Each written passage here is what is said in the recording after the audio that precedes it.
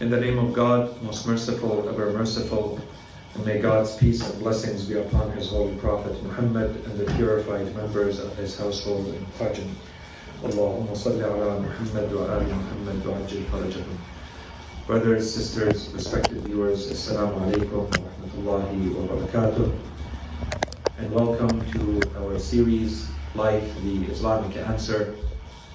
After a break that we took for the season of Ashura and Muharram, this is our first lecture back.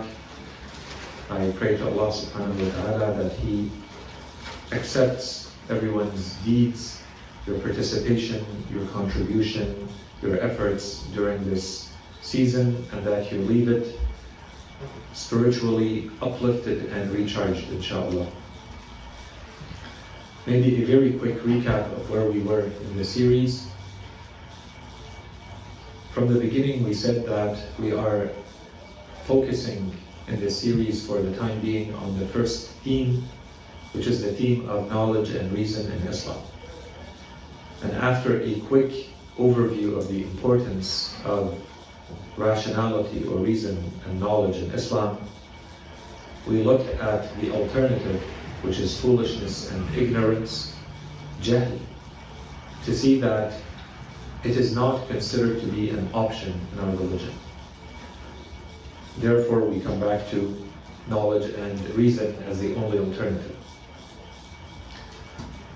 At that point, we wanted to see what does it mean when we say that this is Islamic knowledge or Islamic reason. And we found two specific criteria that make knowledge or reason Islamic. And as we're going through the series, we're discovering many more secondary criteria.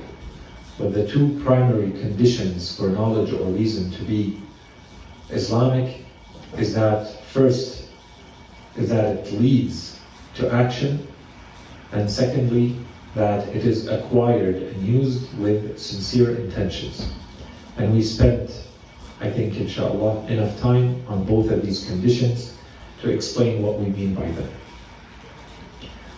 Therefore, when we come back to religion, we see that if the only option is knowledge, we must start acquiring this knowledge, and so the first practical step becomes to become ourselves a learner, someone who acquires knowledge in Islam in the Islamic sense. Given that,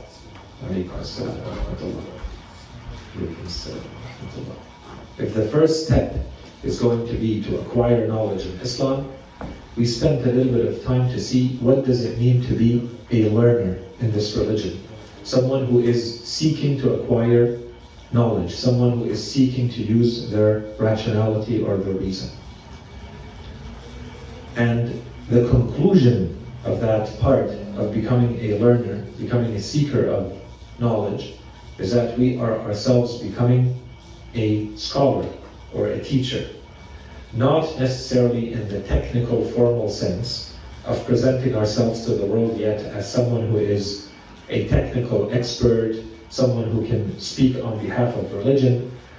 And this will be confirmed today, inshallah, that the moment we have a certain amount of knowledge, our religion says you are therefore knowledgeable in those things that you know. Otherwise, no one is a scholar, as in someone who carries knowledge in the absolute sense, in the full perfect sense, unless you are an infallible. And so the moment you acquire a certain amount of truth, a certain amount of knowledge, you are already falling in the category of being a scholar. And one of the duties of the scholar, as we saw, is that you spread the knowledge that you have, is that you teach. And so this opened the door to now this second role that we have to look into, the role of the teacher, the role of the scholar. And when we looked at that role, and we are still in that role right now, we're at perhaps lecture 23, I think, around the teacher, the scholar in Islam, we are spending a little bit longer on this specific topic for a number of reasons. The first is that it is important in itself. We are opening our minds, we're opening our hearts to someone we are allowing them to influence us. We're allowing them to dictate and to mold how we think, and perhaps even more importantly, what we believe, how we believe. And because of this, and so because of this, it becomes of the utmost importance to see what religion tells us when we're choosing who to allow to influence us in that way. Whether we're aware of it or not, we are being influenced by anyone that we are accepting as a speaker, as a teacher, as a scholar, and so on and so forth. So there is an intrinsic importance to that role in itself. But perhaps more practically, as we said, for ourselves, we are somewhere on that spectrum of being a scholar. So even though we are talking about the teacher and the scholar, in truth, what we are talking about is what we should be ourselves, what we should aspire to become ourselves now that we are on this path. You are somewhere on that spectrum. You may have a little bit of knowledge, an intermediary amount of knowledge, a very advanced and a huge quantity of knowledge. You're somewhere on that spectrum of having knowledge. Therefore, you are somewhere on the spectrum of being a scholar, a alim. You are alim in the things that you know. You have ilm in. And so when I look at the attributes, the characteristics, and the duties of the scholar, I'm not just looking outwardly. I'm not just looking for the person that I want to accept as a scholar and a teacher. I'm also looking inwardly that these are supposed to be my own characteristics as well. This is what I'm supposed to become now that I carry this knowledge and I'm on this path, on this journey of knowledge. Given this, we said therefore that we have to start looking at the characteristics of the scholar, of the teacher in Islam. And I don't know if we want to close the door or not, but there's a lot of mosquitoes. Sallallahu ala Muhammad wa ali Muhammad.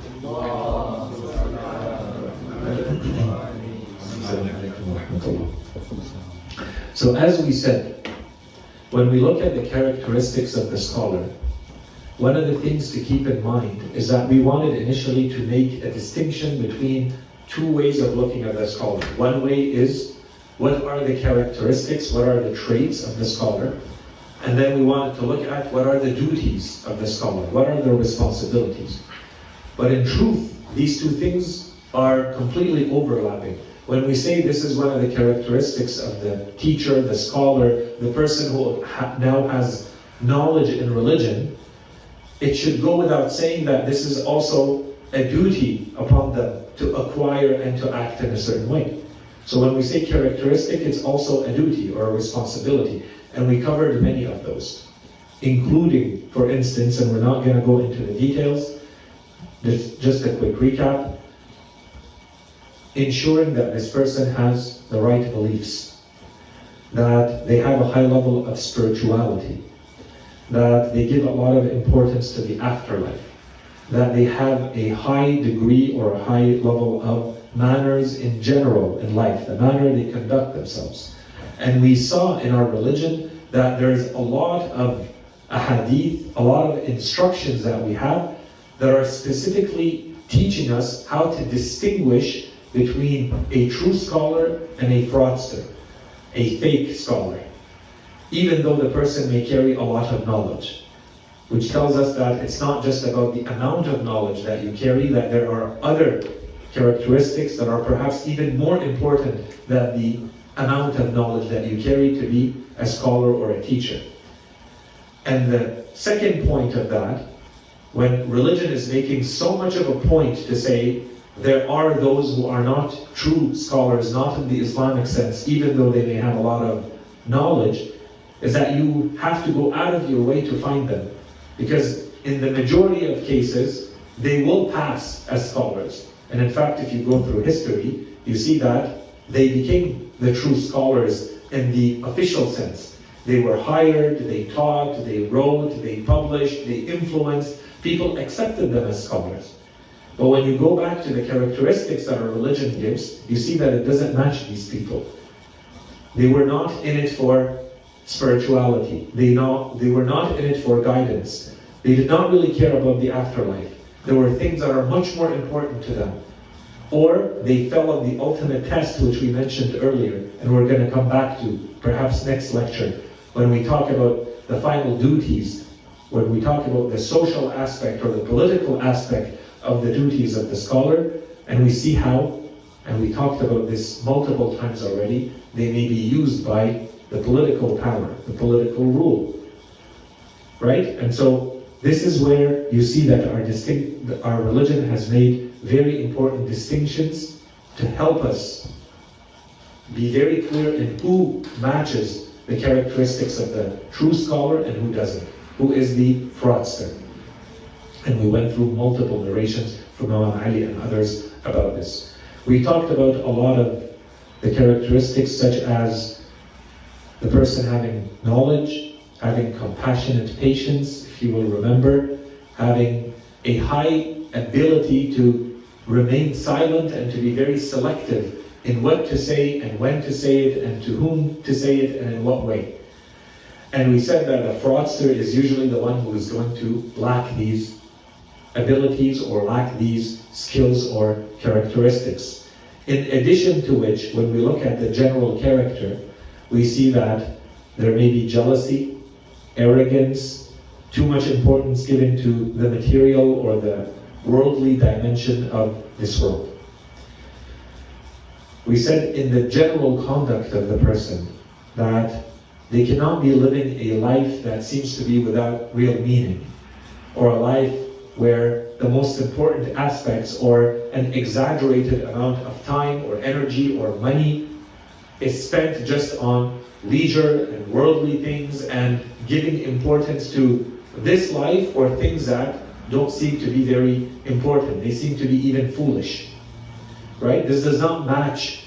If you actually carry knowledge about God, about the afterlife, about what matters, these things cannot be your priorities. And we even saw a number of hadith, for instance, that say about the importance of weeping, for instance, and how this is one of the traits and characteristics where you recognize some of these truer scholars, for instance, that they are truthful, that they are competent.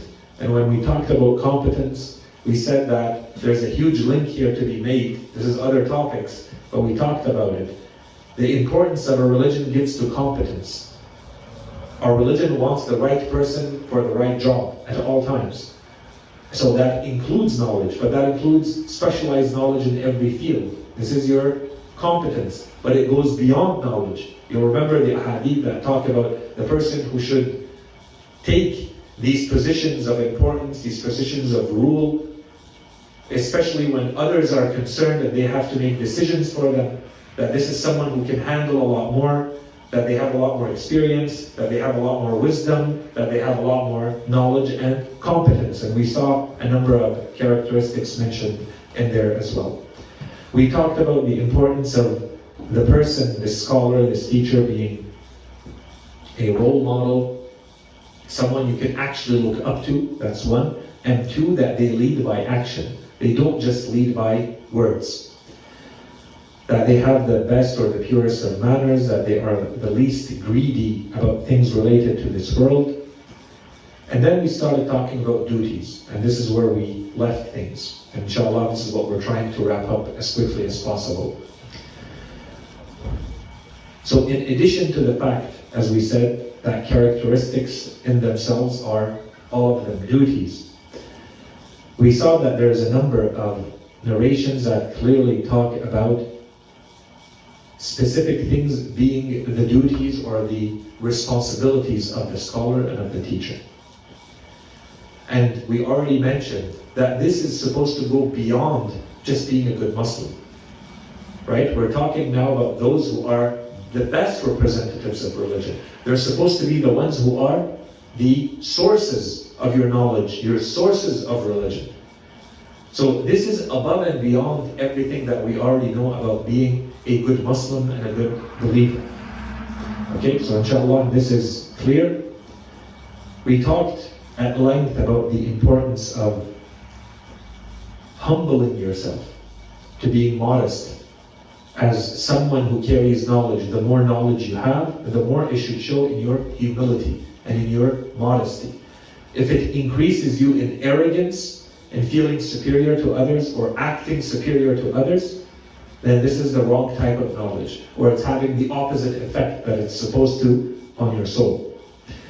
We talked about the importance of teaching, or of spreading the knowledge that you have, and not putting barriers, and not making it difficult for certain types of people, for instance, to access your knowledge for all sorts of reasons, so that it becomes exclusive, especially exclusivity around money. This is mentioned explicitly in some narrations, so that only the rich can have access to your knowledge, for instance.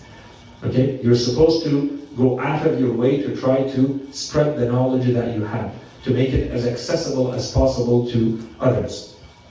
And we went through the different types of scholars, we mentioned them. I'm going to skip over that, inshallah, that was clear. And we continued to talk about when this person is teaching, this person is talking, that they are selective in what they share, that they share wisely, that they share with mercy and humility, and that they share patiently, not impatiently and with arrogance, because it may lead to breaking people, and we talked about that. Imam Sajjad alayhi salam talks about this. We spent a bit of time talking about the story of Prophet Musa alayhi salam with Al-Khidr, and all the lessons that we draw from that, when he is a messenger and a prophet of Allah subhanahu wa ta'ala, meeting someone who has types of knowledge that he himself does not have, and to what extent he's willing to go to acquire that knowledge, right? We talked about the importance of avoiding any type of discrimination in society, or as a scholar, or as a learner, unless it is based on knowledge, which becomes a true criteria based on which you can actually discriminate. Otherwise, you're not allowed to discriminate. We talked about the importance of recognizing ignorance, recognizing the limitations of what we know, and being clear that what we know is much more than what we don't know. And if you do not have that attitude, then you're probably not meeting the criteria of the true scholar. That you think you focus just on what you know as opposed to focusing on what you don't know. It puts you in a completely different attitude towards yourself, towards God, towards people, and towards knowledge itself. We spent more than one lecture talking about the importance of refraining, of not jumping into things that are questionable, that are doubtful. When in doubt, stop. And we said this is very important to recognize the true scholar.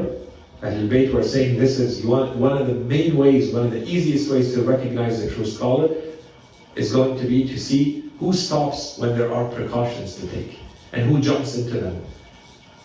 There are people who say if there's a doubt here, they jump into it. Something is questionable, they do it. And others, they stop. They say, if it's a doubt, you stay away.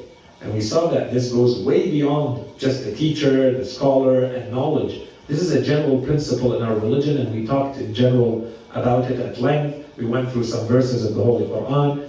You'll remember, I think, from Surah Al-Isra, we talked about وَلَا تَقْرَبُوا الزِّنَا وَلَا تَقْرَبُوا مَالَ الْيَتِيمِ. Don't even think about approaching. Do not approach. It doesn't say don't do it. Don't go close to that.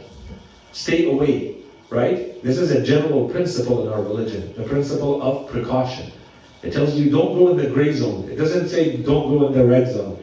The red is clearly forbidden, but there's maybe gray around it. It says you avoid the gray. And so this is one of the ways to recognize the true scholar, that they care enough, they give enough importance to this, they understand the risk associated, that they would never even go close to that gray. And Ahlul Bayt repeatedly said in the narrations, it's by being in the gray that you slip into the red, that you slip into the forbidden. If you did not go near the gray, you would not end up slipping into the red in the first place. And we all know what that means. You apply it to every situation of haram, and you can right away tell what are the things that can potentially lead to the haram. Well, avoid them. These become the introductory actions. These become the precursors, the premises, the enablers. Don't open the door to the enabler. That's a questionable, doubtful thing. If you look at it, you'll see it's doubt. There's question around. There's a question mark around this. It's not clean and clear. Our religion says, as a general principle, you avoid this gray. So if you are a scholar, of course you're going to be even more careful about avoiding the gray and making this a principle by which you live your life. And we talked about the importance of gentleness, softness, kindness when teaching. And this was part of the rights of the learner upon the teacher. You'll remember from Imam Sajjad alayhi salam when he talked about this, and he was saying how, in truth, it went both ways in the ahadith. The ahadith were saying you have to show gentleness and respect and kindness to whoever teaches you, so to the teacher, but we were focused here more on and towards the learner. The person who is learning from you, you have to show them respect and show them humility and show them kindness and to be gentle with them. And Imam Sajjad alayhi salam went further, and he was saying that you are a custodian of something that God gave you. This is not your knowledge. God has given you something, and you have to act as a custodian over that and share with, in a gentle way, with kindness, with humility, and with mercy, Imam Sajjad alayhi salam was saying. And then there were two versions, as we said, of the hadith. And one of them, the Imam says, if you do not do that, if you do not share, or if you use that knowledge, but in a way that is harsh or rude or disrespectful, and you break, the Imam, that's the word that he uses, you break this person. You make them push away, you make them reject, dislike knowledge or dislike religion. You broke the person. Because of you, they're less interested in religion or less interested in knowledge. The Imam uses the word break. If you break this person, if you continue to teach in a way that does not show boredom, that does not show being tired, that does not show frustration and impatience, then you have honored what Allah subhanahu wa ta'ala has given you and you're a true scholar. Otherwise, the Imam at the end in the two different versions, he's saying Allah subhanahu wa ta'ala is going to, first of all, He's going to remove that which He has given you. He's going to take away that knowledge. One. And two, He's going to take away the radiance of that knowledge. There's something around that knowledge about you, a halo, a radiance, a light, an insight that Allah subhanahu wa ta'ala will also remove. And thirdly, the Imam said, and He will remove you from the hearts of people. So that even if you have all the knowledge in the world and you talk, no one cares or listens, or if they listen, it doesn't affect them. It doesn't enter into their hearts. And if you can't enter into the hearts of people, that's it. It means everything that you're saying is useless. It's not producing any result. The Imam saying this is your doing. It's because you were not a good custodian of what Allah subhanahu wa ta'ala gave you. And then we ended with the story of Prophet Isa alayhi salam when he washed the feet of the disciples. That was the last hadith that we went through before stopping. And we said Prophet Isa alayhi salam asked the disciples to allow him to do something. He has a request. Would they honor it? They said yes. So they started washing their feet. And then he told them, I'm doing this so that you learn how a teacher is supposed to treat those who are learning from them. And this is what I will expect you to do after I am gone. This is how you will bring the knowledge to the people. Not to be arrogant. I want you to be the humble ones. I want you to be the ones at the service of the people. They feel that you are at their service. Okay, so we ended with that, and inshallah that was clear. And then he said in that hadith that wisdom is cultivated with humility. It's like a plant. If you want to cultivate that, how do you cultivate it? Not with arrogance. You have to cultivate it with humility. And that the crops, just like knowledge, just like wisdom, the crops, they grow in soft land. They don't grow in the mountains and the rocks. Right? So if your heart is hard, nothing is going to grow in it. And if you treat people with harshness, you can't make that plant, that seed grow into a plant. That was the hadith that we ended with. So we continue, inshallah, where we left off at that point, with this idea of the gentleness, kindness, mercy, patience in teaching. Of course, there are going to be very clear applications from this to everyone who receives any information from you, especially if you consider that to be Islamic information. Whether they are strangers, and we're going to see some hadith starting with that, or whether they are family members. So a lot of what we are saying actually can be used when people ask about parenting in Islam. This is parenting in Islam. And that's why we said, whether you like it or not, you carry a certain amount of knowledge. And whether you like it or not, you are going to be someone's teacher. You will influence them with the knowledge that you have. And this is when all of these characteristics and all of these traits have to be there. Otherwise, you won't be an effective teacher. You won't be an effective parent. You won't be an effective sibling. You're trying to influence people with what you know. It won't work if you're not meeting these criteria. Okay, so inshallah we're going to see some examples of that. And of course it goes both ways. So me as a learner, and we saw the importance that Islam is now giving to the teacher, and we haven't focused on that yet. This is going to be the next heading. We're headed towards, we're going to finish the duties inshallah. Today we're almost inshallah going to wrap it up. And then when we continue inshallah next week, we should wrap up the duties of the teacher, and we can move towards the rights and the merits of the teacher. And that will be a lot clearer. But one of the clearest examples of this for all of us, whether you like it or not, and we talked about this, sometimes someone is teaching you something, and quickly or not, later in life, you even surpass them in your knowledge, even if they're a huge scholar. But the same thing applies to your parents. Today you might know a lot more than them about the things that they taught you. But our religion says, if they taught you anything, then they are your teacher. And now you are indebted forever to whatever they taught you. That's it, you're in their debt. There's nothing you can do to relieve yourself of that debt. Someone taught you something. It's there forever. You must honor the fact that they taught you.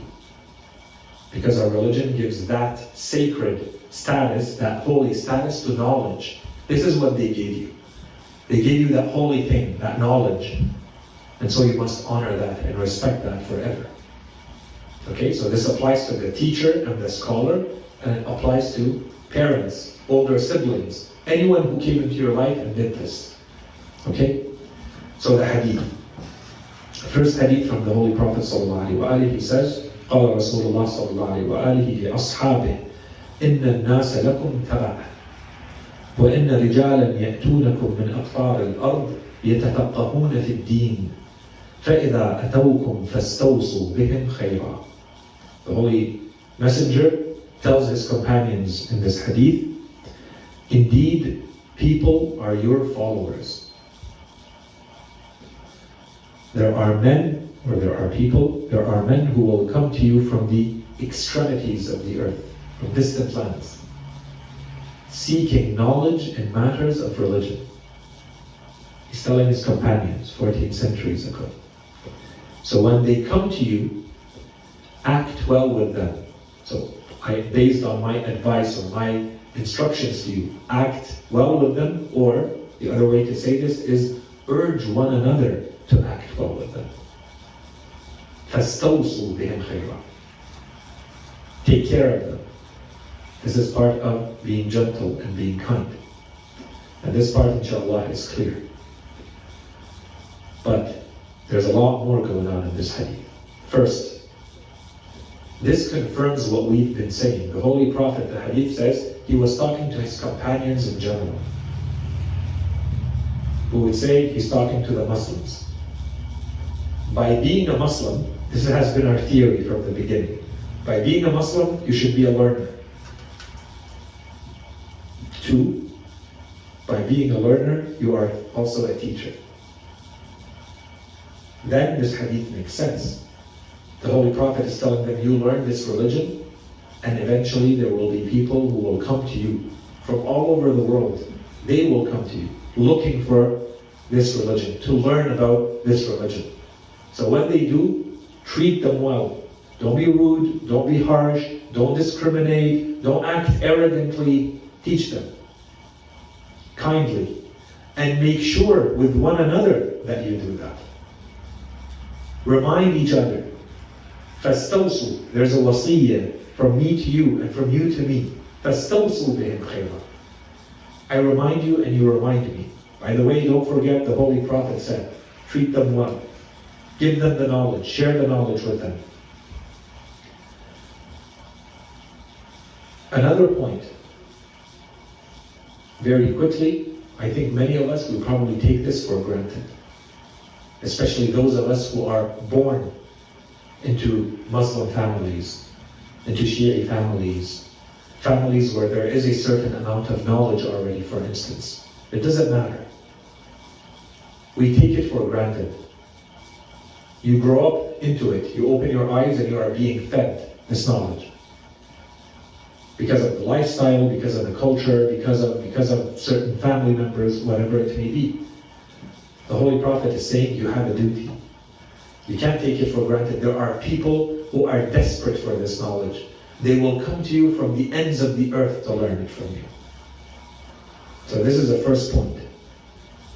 Don't take it for granted. When there are people who are willing to travel and to come to you to learn a little bit of that knowledge. To you it's something, and this is a reminder, that's why I keep saying, all of us, we have something that we can share. There's something that you can tell others. There's something you can help others with. We take it for granted, but others are desperate for it. The next point, and this one is a little bit indirect.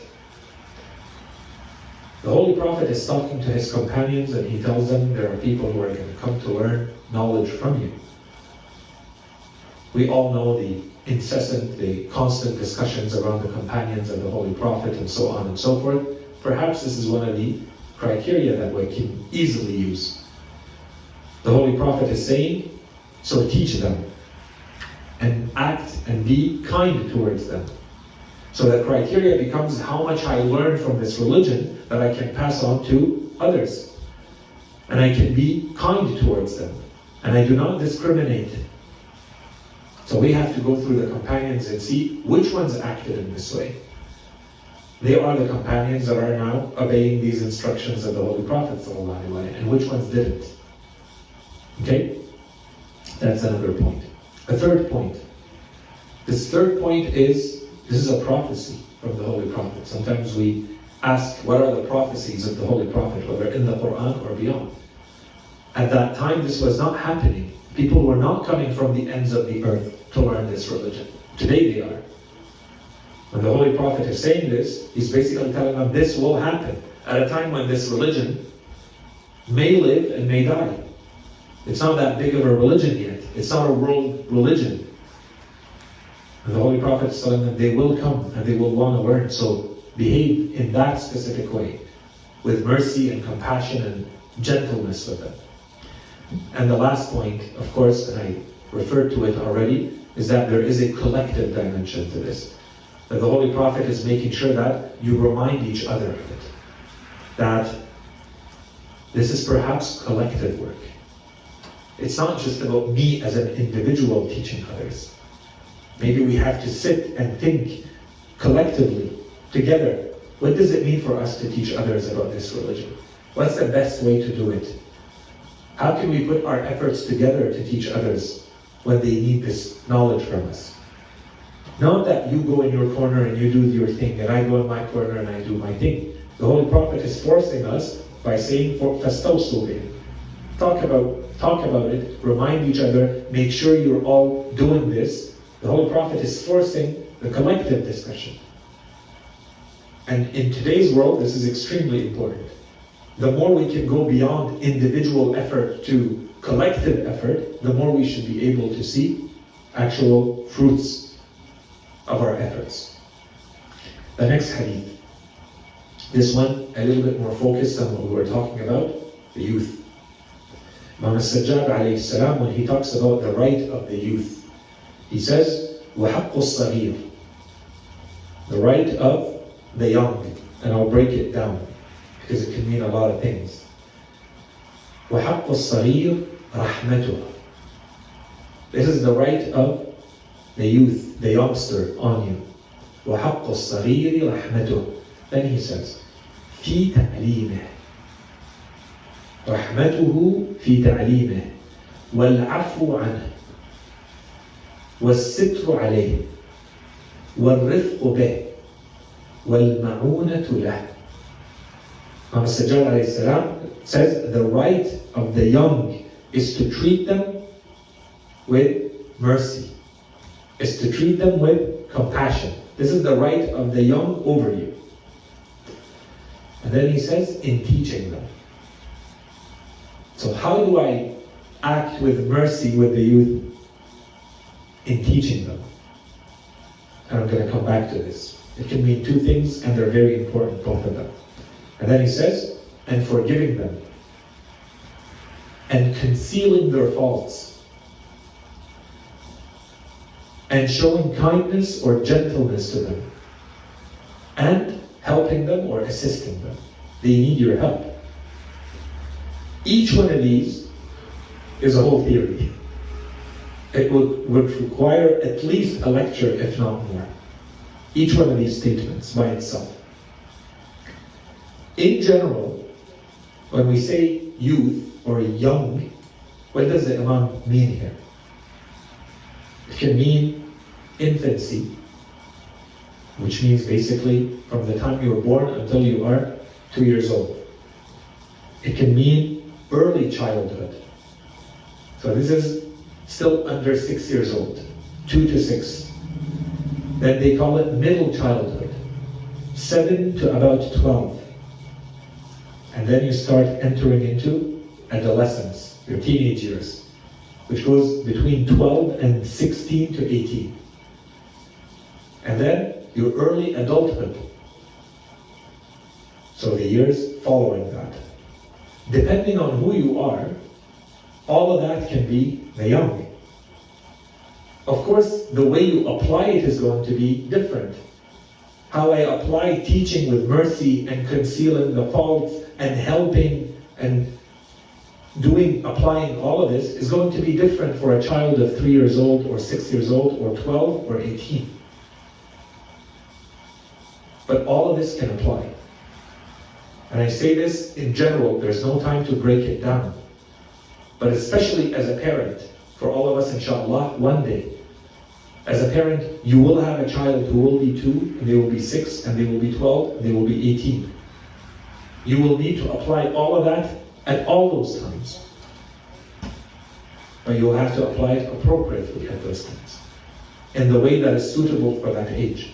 So this doesn't stop because you're 2 years old or because you're 16. This is important to realize as a parent and as a community, which brings us to the next point. That this is part of a general theory of education in Islam. If you were to say, what is the Islamic theory of education? Today there's a whole lot of theories out there. You have Jean Piaget, and you have Montessori, and you have many others. You see the stages of development of a child, the best way to teach people, what if they're children, what if they're adults. There's a whole field today called andragogy, where you teach pedagogy to adults, for instance. What is the theory? How does it work? What are the principles? What are the foundations? What are the applications? This is the theory of education. This is part of the theory of education in Islam. One, and on the other side, specifically, a theory of parenting in Islam. Okay, next. When the Imam says, the youth have a right over you, or the young, as-saghir, haqqu as-saghir. Who's the saghir? He doesn't say. So in other words, in our religion, we all collectively have this duty. Whether you have children or not, you are responsible for making sure that the child receives mercy and compassion. And the child receives teaching. And the child's faults are concealed. And that they are supported and assisted and helped. This is a collective duty. You have to look into that and contribute to that just by being a Muslim. If I'm a Muslim, if I'm part of the Muslim Islamic community, then this is something that is a right over me. This is what the Imam said. Of course, if this is my child, then this becomes much more important. Because now, in addition to this being a youth, a youngster, they are my youth. I have an additional responsibility towards them. But even if it is not my child, I'm still responsible for this. And perhaps the easier way to understand this is simply to put it in this category in our religion called al-wajib al-kifai.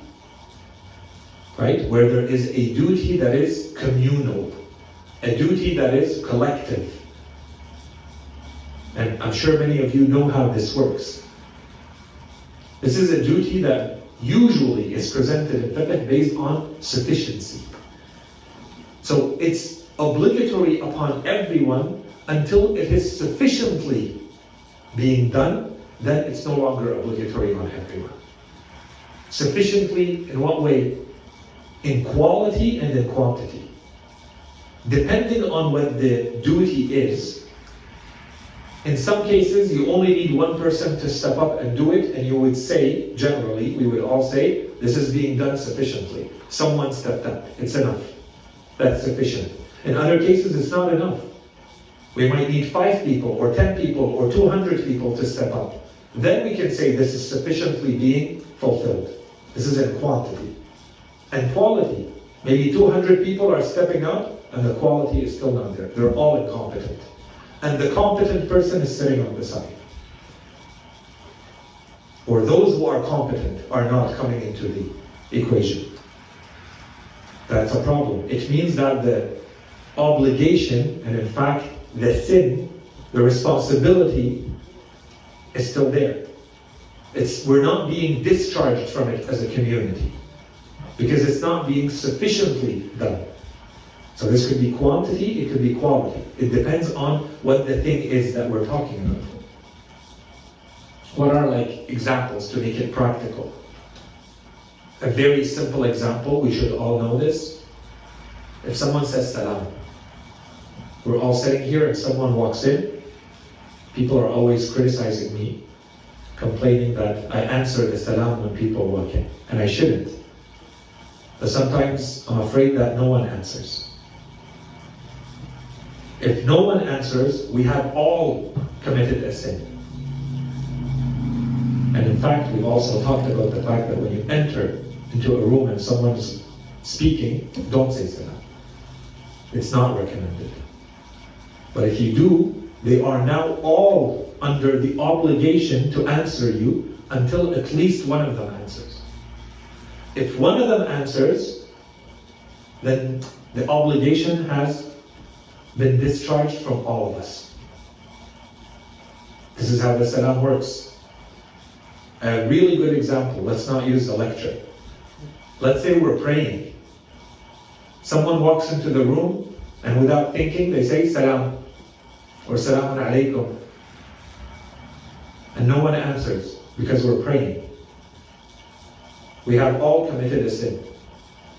And that's why you say, first, you shouldn't have said salam, but now that you said, there's an obligation. So someone in their prayer has to respond to you, but because you're in your prayer, fiqhiyan, legally, you answer in the exact way that it was said. So if the person said salam, you answer with salam.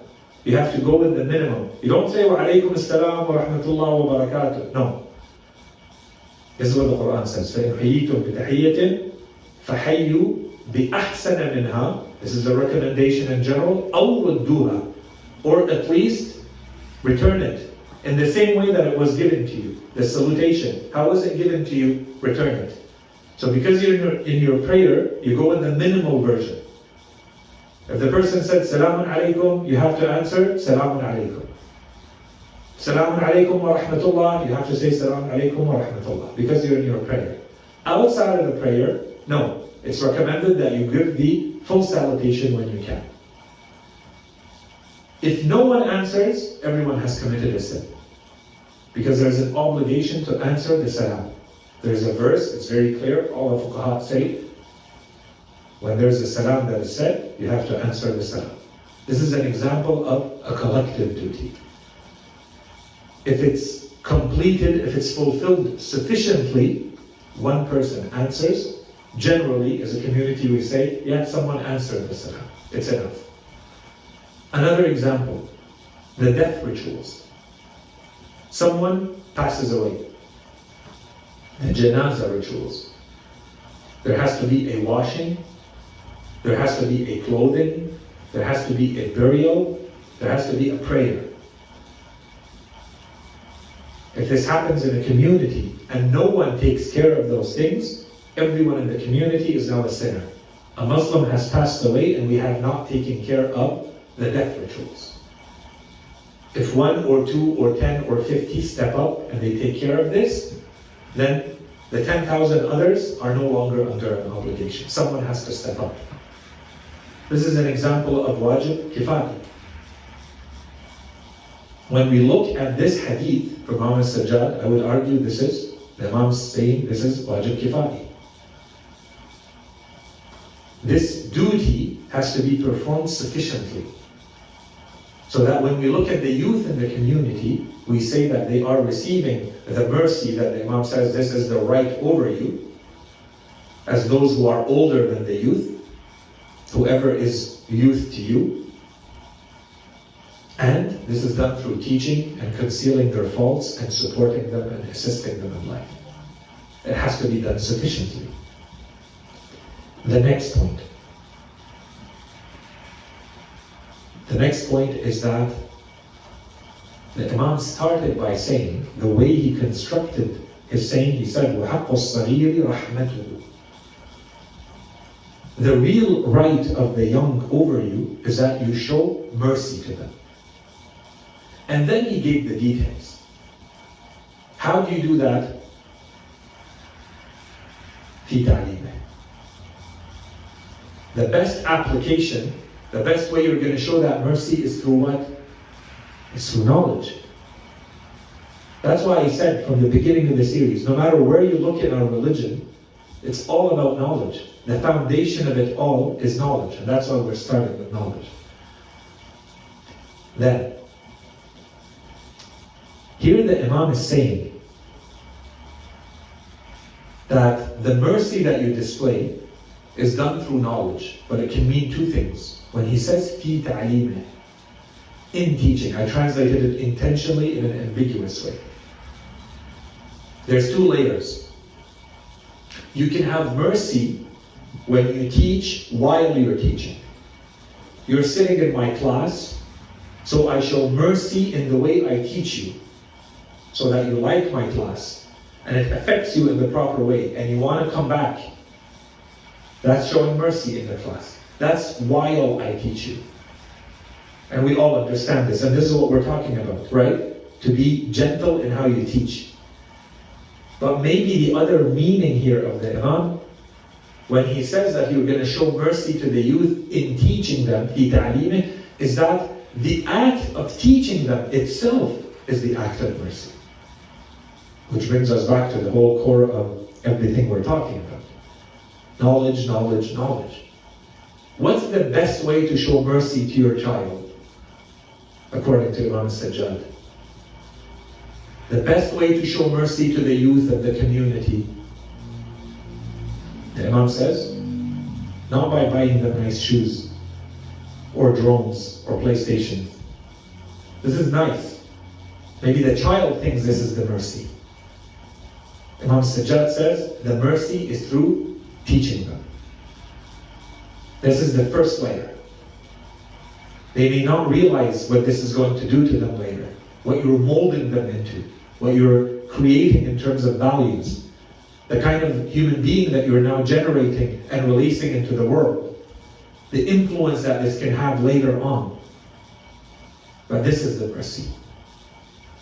It's you teach, you conceal the faults, you give the confidence, you give the assistance and the support and the help you can, so that this person goes into life, leaves this childhood behind, and starts entering as a full, ready human being into the world.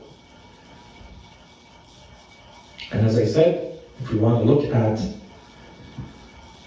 each statement of this short hadith from Imam Sajjad alayhi salam, it would require a full lecture. I took one of these and I went back to some words. وَالسِّتْرْ عَلَيْهِ. The Imam says, you have to conceal the faults of the youth. Go into academic journals and academic works. And I'm only looking at it from the point of view of psychology.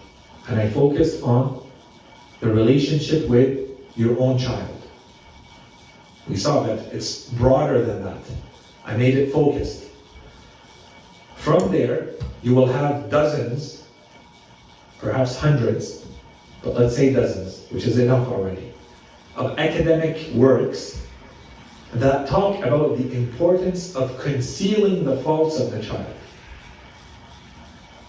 If you have a child, do not go making their faults well known to all. This is not a right approach of raising. This is a mistake. If you look just at psychology now, the Imam just gave us the key. He just gave you the general principle. He said, وَالسَّتْرْ عَلَيْهِ. That's it. When there are faults, hide them. You deal with them. But the world doesn't need to know about all those faults. Unless there is some wisdom, some reason why people should know about them. Maybe they can do something, maybe they will influence, maybe they will help. But just in general, to publicize those faults, no, that's a problem. That's a mistake. Now you go to psychology. We're not looking at Islamic psychology, just psychology in general. They say that, the literature, short term, it leads to humiliation, it leads to distress, and it has long-lasting effects on self-esteem and emotional well-being. 50 years later, this person is still lacking self-esteem. They still lack confidence in the world. Because when they were 6, as a child, their faults were publicized to the world. Social withdrawal, fearing judgment and criticism. They prefer to stay away from social situations. They don't know why. They would have to go to therapy to see why. But the reason was that they grew up with their faults constantly being publicized, shared with the world. Fear and anxiety. So public setting associated with negative emotions. Every time they're in a public setting, they never feel comfortable. There is a fear and an anxiety because in their mind, the world they grew up in, every time they're in a public setting, it's equated to being embarrassed. Everyone being reminded that this person has this and that faults. We're not saying you can't overcome this. We're saying if you go back to psychology, there's been a lot of literature and studies on this. And strong human beings can overcome all of this. You realize this happened and you say, that's it. The past is the past. All parents have shortcomings. This happened and we move on. And you find ways to deal with it. But we're saying in an ideal situation, if you knew what you were doing, you would try to avoid this. And the Imam gave you the instruction very clearly. He didn't go into the details, but today you go to psychology and you see that it fully matches this. Aggression and hostility, modeling or taking to extremes the behavior of harshness. You become someone who's very harsh in the world because you were treated very harshly. Your faults were exposed, you learned that nothing matters. So in fact, you use that as your defense mechanism. You become harsh and rude in the world because this is how you were treated when you were a child. You were treated not with harshness, you were treated with your faults being exposed. You become harsh and rude later in life. Impaired self-regulation. You can't manage yourself and your emotions. You can't control your thoughts and emotions properly. You don't self-regulate. Here, this is time to be subdued. Here, it's time to be patient. Here, it's time to be calm. You don't have that ability because of the way you were raised, right? To get that ability is a lot more hard work. You have to work on that much more later in life. These are teachings. That's why we say there's a whole theory here, a whole theory of education, a whole theory of parenting. And we took just one piece, one line, وَالسَّتْرْ عَلَيْهِ. The Imam only gave you the key. It's up to you to go understand why and what are the ramifications, and if you don't, what happens, short term, medium term, long term, all of that, the Imam leads it to us. Okay?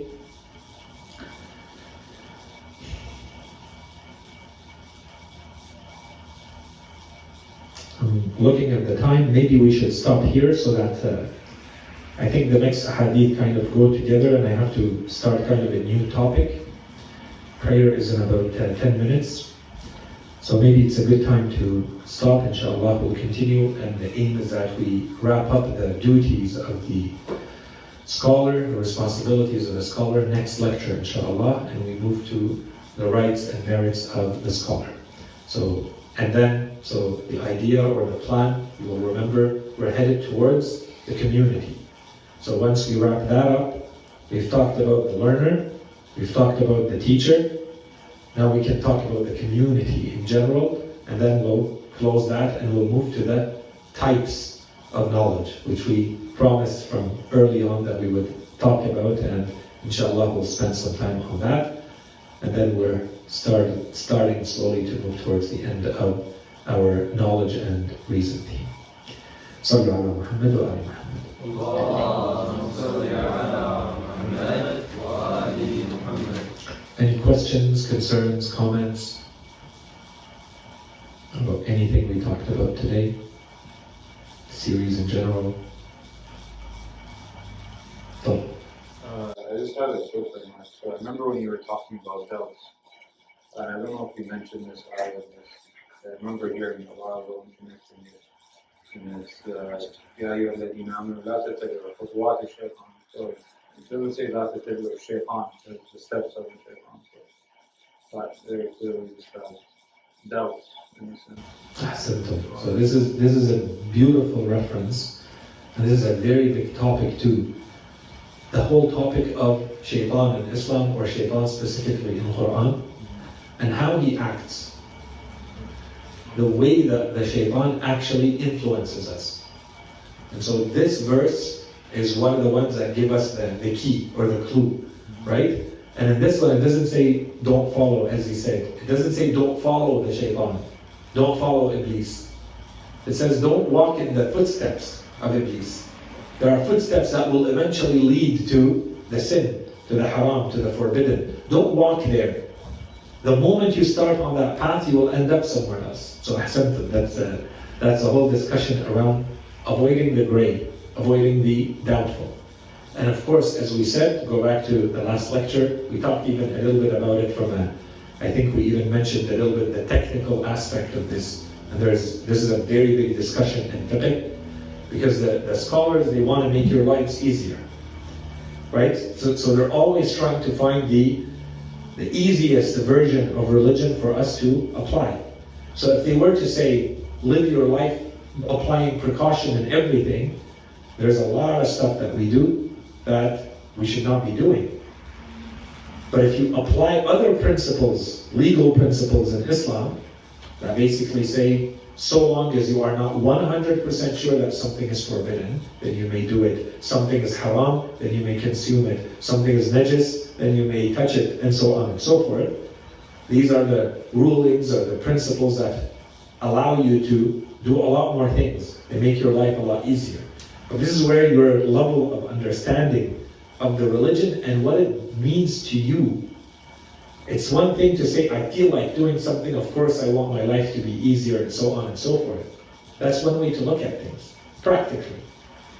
The other way to look at things is to say, but what is the effect of this on my soul? What does it mean for me to enter into this gray area? I know this is a gray area. I have doubts about it. What does it mean that I enter it? Is there an effect on my soul or not? And the greats say, this is where the slippery slope starts. So it becomes a question, a very personal question for me. How much importance do I give to this? And the example we gave is, if you sit there playing with a live electrical cord, eventually you will get electrocuted. This is what the Ahlul Bayt are saying. You keep playing with fire, eventually you will get burned. Do you care enough about religion to do the same and just avoid playing with fire and avoid playing with electricity in the first place, or not? Right? So it becomes a very spiritual questioning that is internal to you, more than it is just a fiqhi discussion that you can just go back to your fiqhi and look at the ruling and say, okay, that's it. He says it's okay to do it, so I do it. Even though you can, there's nothing wrong with that. But there's a much higher level spiritually than this, than doing the bare minimum and getting by. Right? Any other questions? وصلى الله على سيدنا محمد وعلى آله الطيبين الطاهرين.